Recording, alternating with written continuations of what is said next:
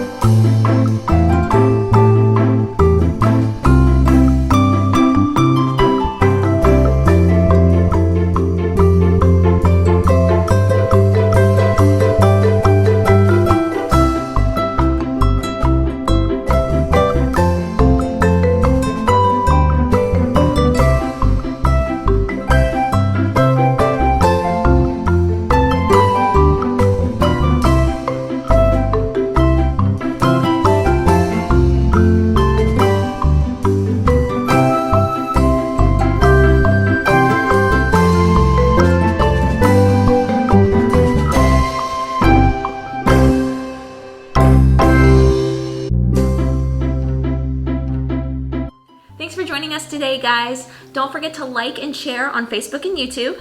And if your adult's okay with it, we would love to see your creations shared with us on our Instagram page.